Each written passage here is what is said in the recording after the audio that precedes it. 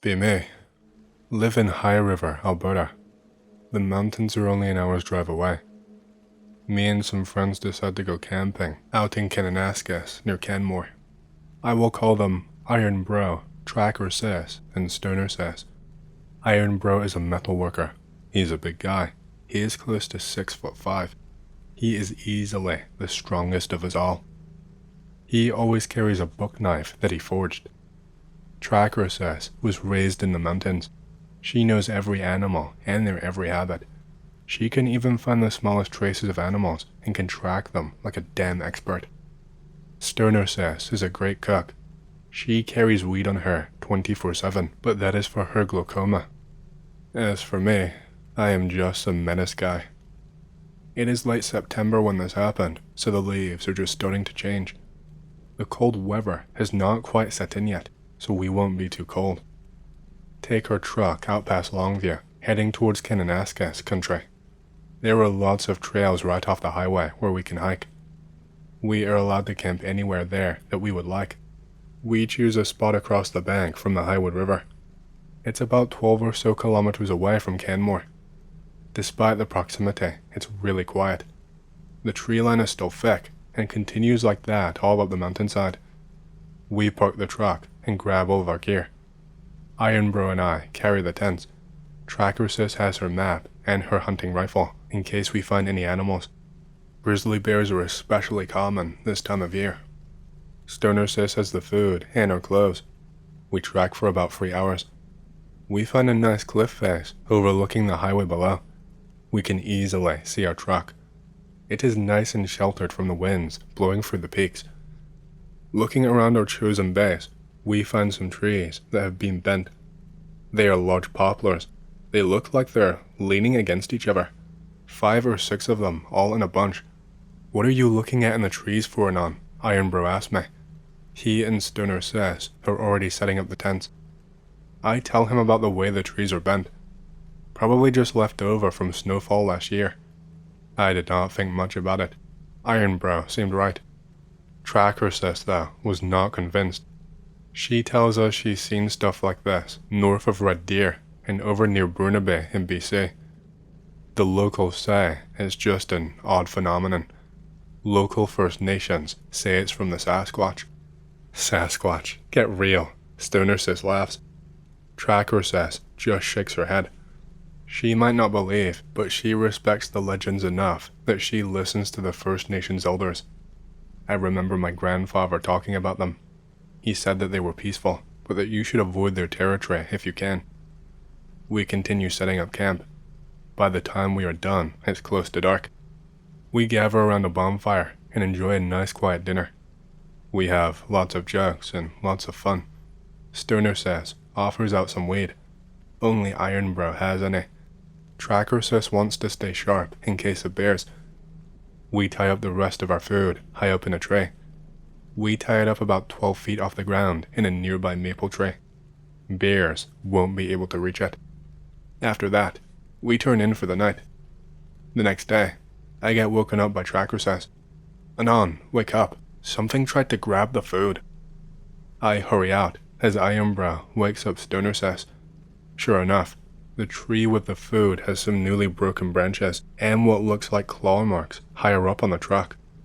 Luckily, the bag of food is undisturbed.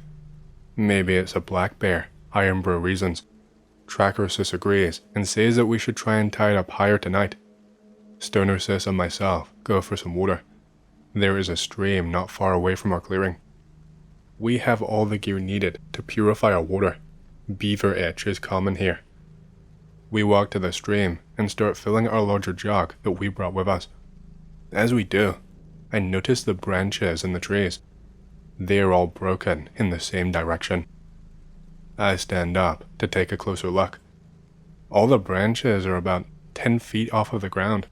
They all point in the same direction, away from our campsite. I remember my grandfather's words. If you see branches broken together, the Sasquatch has marked his path. Stay the way it points. All else is theirs. I return to camp with Stoner Says. I tell the others about the branches. Iron Bro is confused but not worried. They're just broken sticks anon. Tracker says is unconvinced. I've seen branches like that. They mean something bad. I confirm her statement and tell them what my grandfather told me. Ironbro is still skeptical. Stoner says finally speaks up. When we got the water, did you feel weird anon? Weird how? Like someone was watching us. I think back on it. Looking at the branches, I remember the hair on my neck standing up. I remember the birds stop singing. Birds only stop for a predator. It could not be us. They continued as we were there. Something else must have come by. I involuntarily shiver.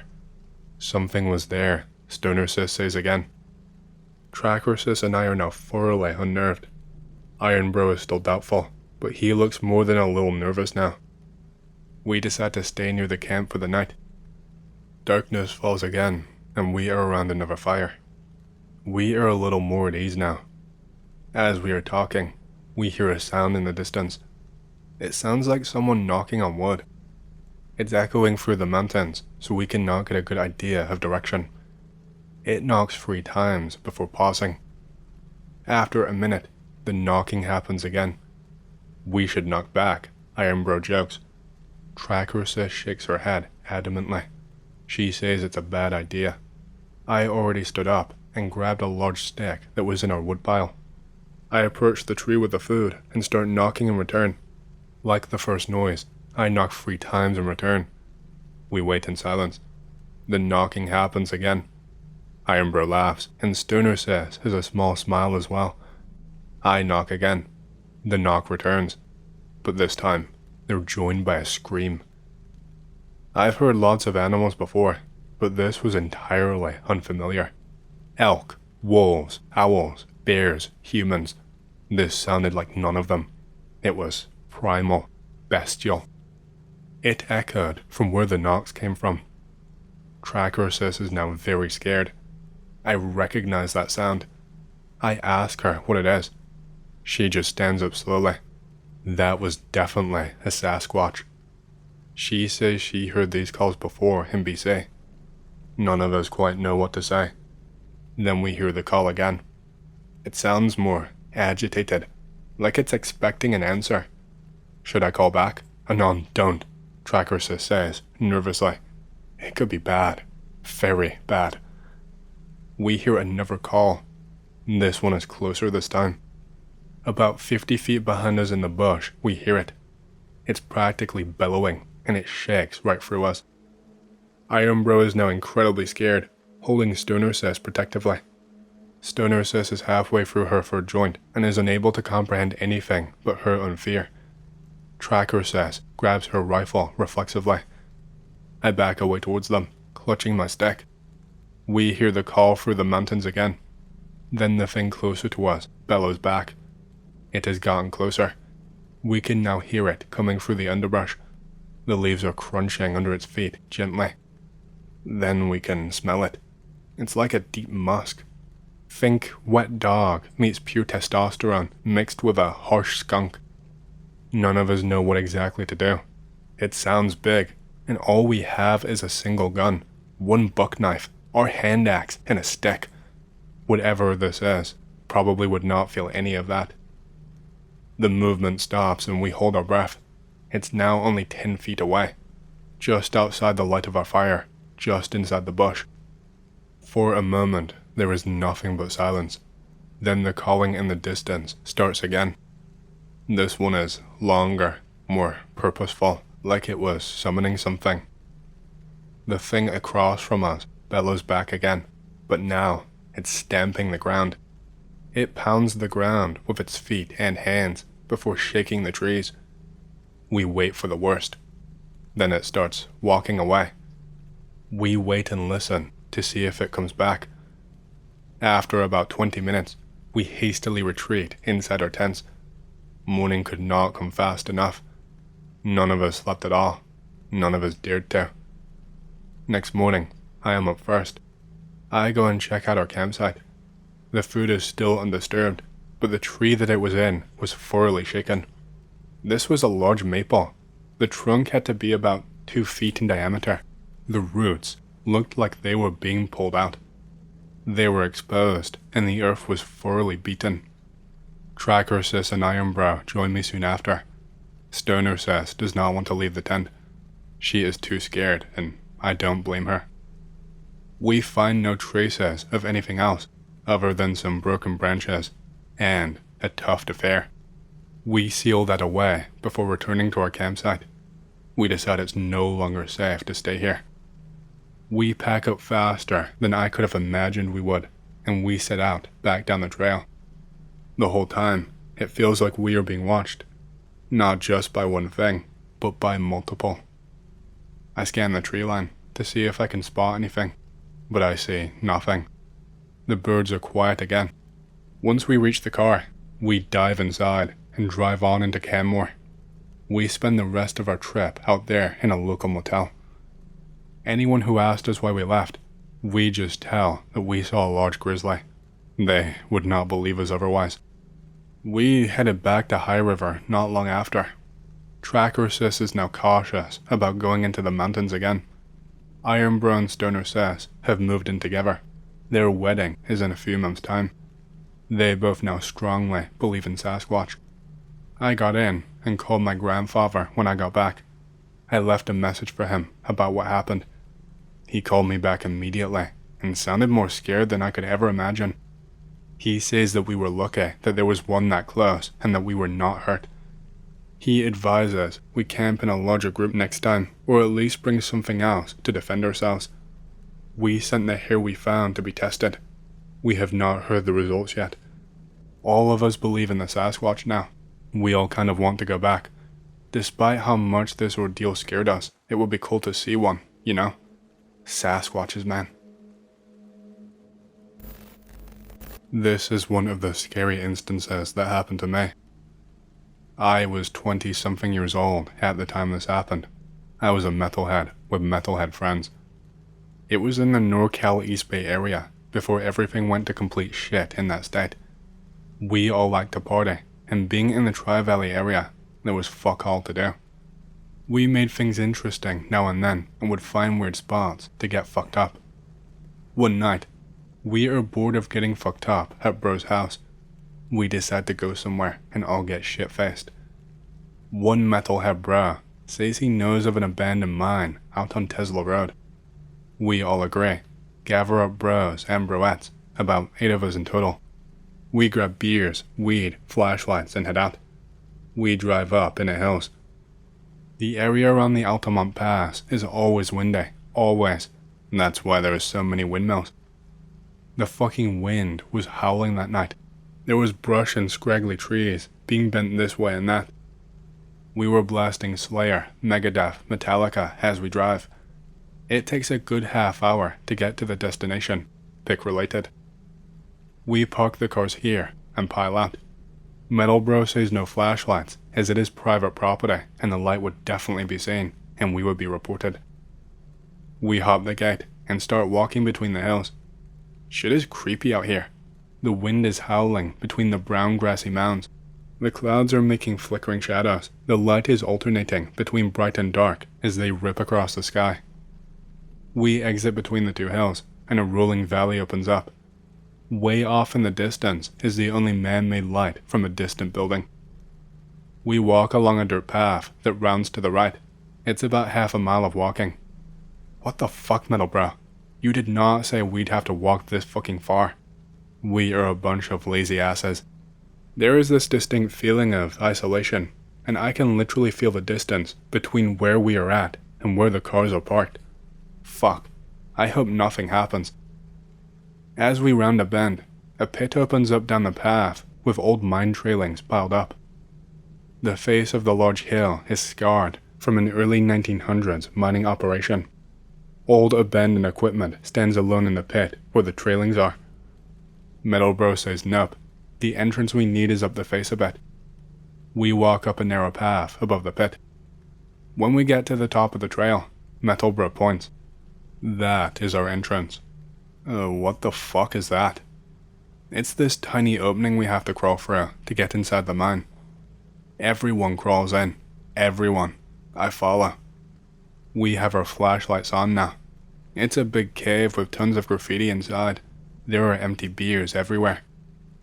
Towards the back, 2 paths lead out of the main chamber, one to the left and one to the right.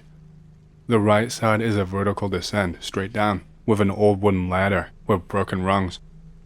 The left side is another large opening, with a narrow trail around the circumference.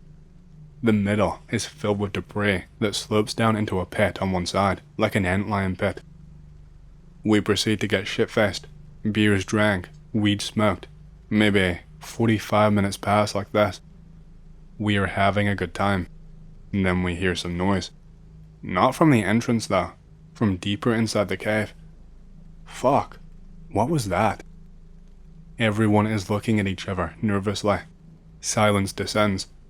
The mood goes from party central to stone cold sober. We hear another noise. 2 brave or 2 stupid bros decide they're going to look. Okay, have fun with that. They can't go down the ladder. There's no fucking way to. It would be suicide for sure. They go the left path. We watch as the 2 idiots walk the narrow path around the antlion pit. Their flashlights disappear. As they reach the far side and continue on into another part of the mine, the rest of us are silent, just looking at each other. There is a moaning noise. It's not even remotely human. It came from the vertical shaft. I am almost positive of that. The cave with previously still air suddenly has movement. I can feel a very slight, very cold breeze. I can hear the bros coming back, fast. We hear more noises.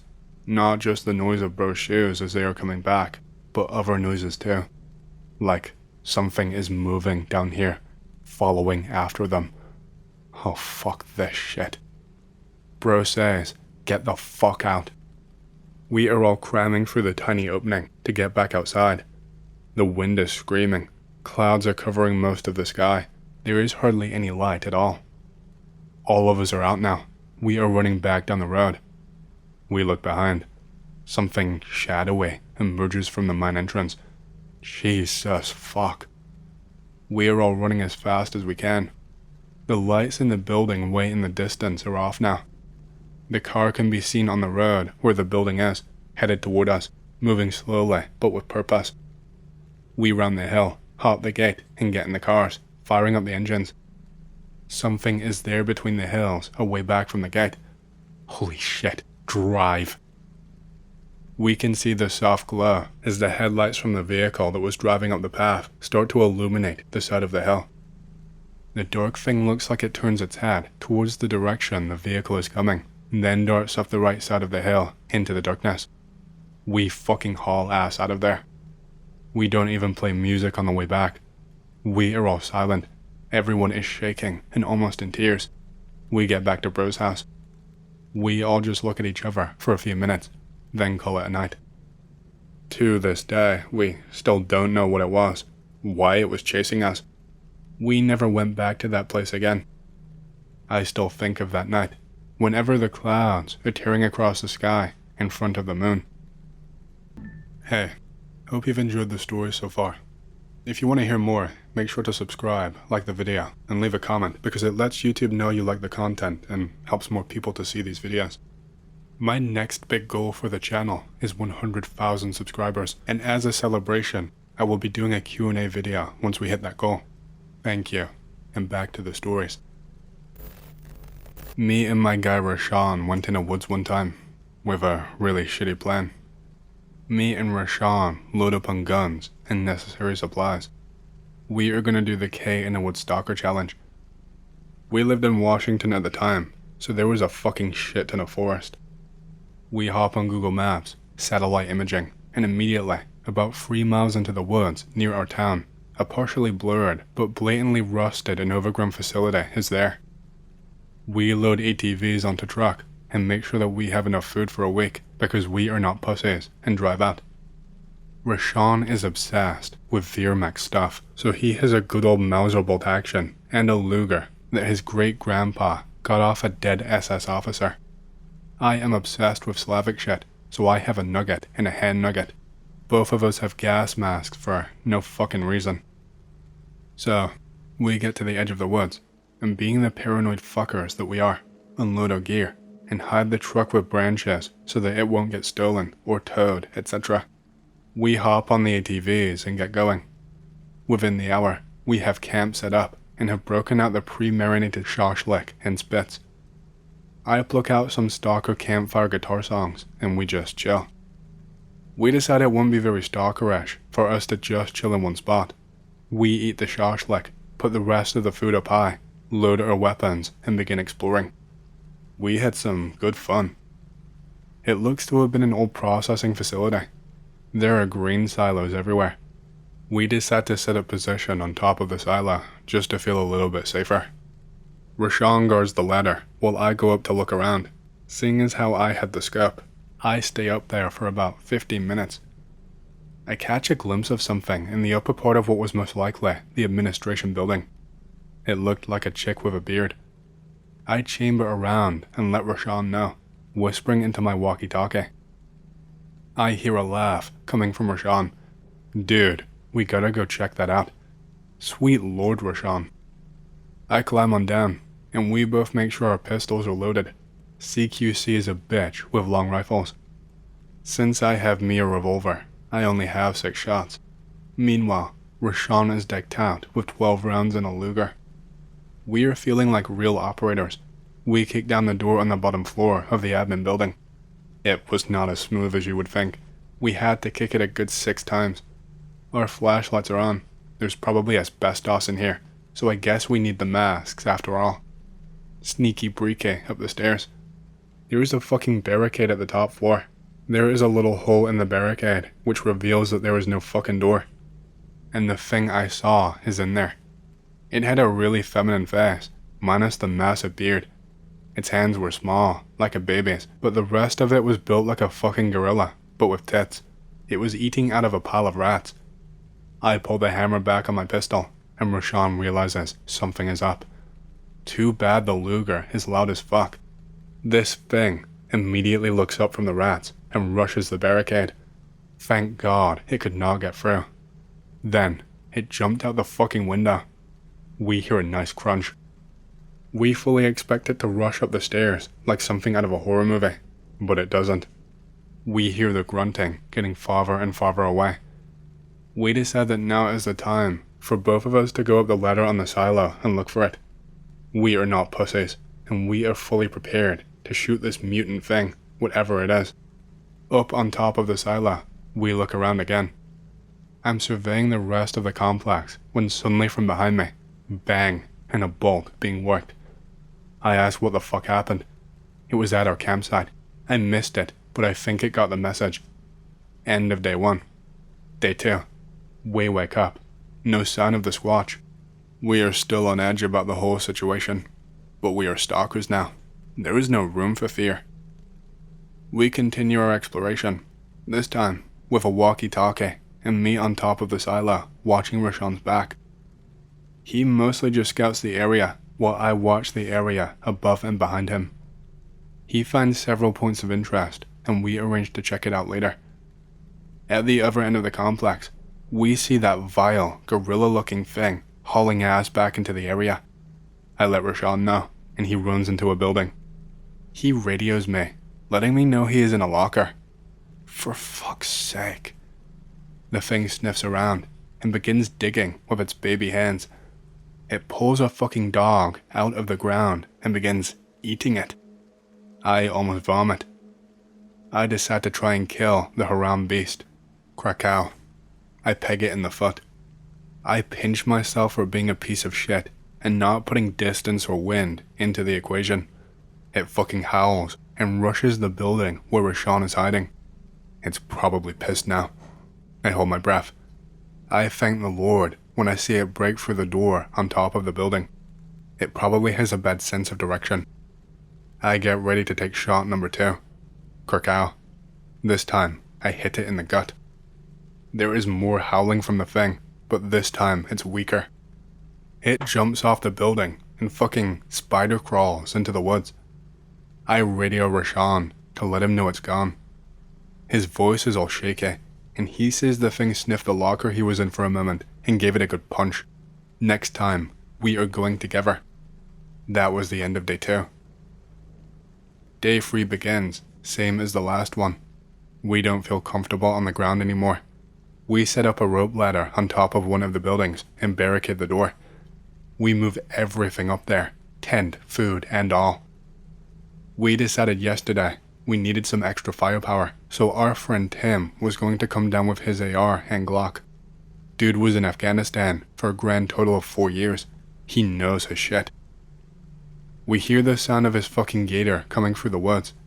He pulls up at base camp and unloads his gear. We are delighted to learn it includes 100 homemade brownies and a couple bottles of rum. At about 6 p.m, we see the thing doing its goddamn spider crawl back to the dog. It can't take a fucking hint, can it? But wait, holy shit. It has bandages where I shot it.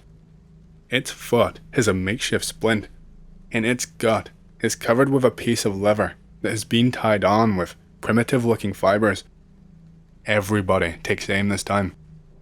Tim slaps a suppressor on his AR and gets ready to fill it with lead. Unfortunately, it seems to have smartened up.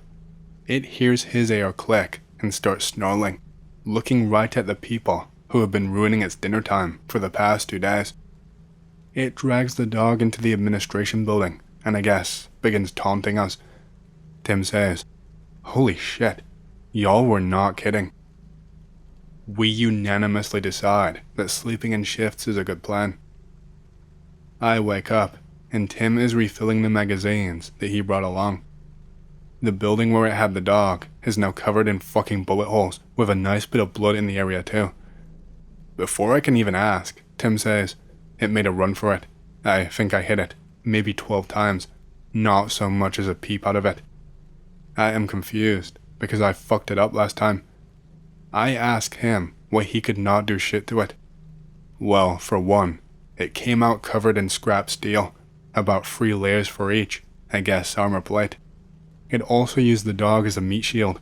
That's where the blood came from. Don't go near that shit. It's probably old and coagulated. I could smell it from here when it first came out. We begin to doubt that that's all that happened. No way all that blood came from one dog who was probably dead for weeks. Day 4 of our excursion was interesting, to say the least. All quiet until once again, at 6 p.m, it came back, but this time it had a friend. Another one, pretty similar, but this time blatantly male. This motherfucker was not built like a gorilla though. It was pretty small, scrawny, nice full beard though. We flip our shit and begin to empty magazines downrange at him. We kill the smaller one. It begins convulsing, and the other one drags it back into the woods. At this point, we are fucking tired of this shit. Tim decides that we should trap the perimeter. He brought a bunch of percussion caps and black powder. It turns out, he meant to bring his muzzle loader too, but forgot it. But we can make some bottle mines though.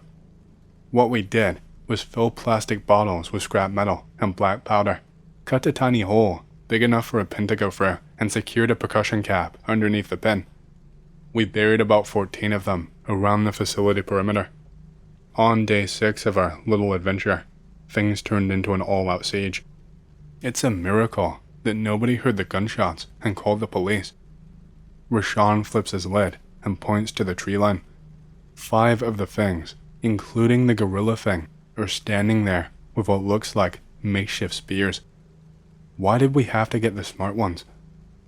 They rush like a bunch of idiots towards a free ammo stand. We laugh our fucking asses off when we hear 6 explosions. One fucker got launched by a mine and hit another one. We finally killed that giant bodybuilder.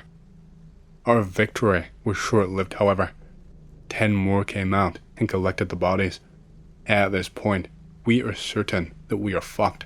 Not just by the authorities for when some hiker steps on a mine, but because there are way more than we thought.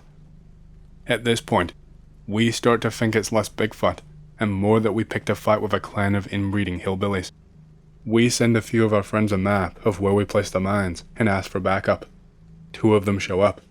Dennis, the resident edgelord / crusader wannabe, shows up in some medieval armor he bought off eBay for like $2,000. and a cold steel cringe sword. Johnny, who is even more obsessed with Slavic shit than me, shows up with an SKS and a Makarov. Dude even wears an Ushanka.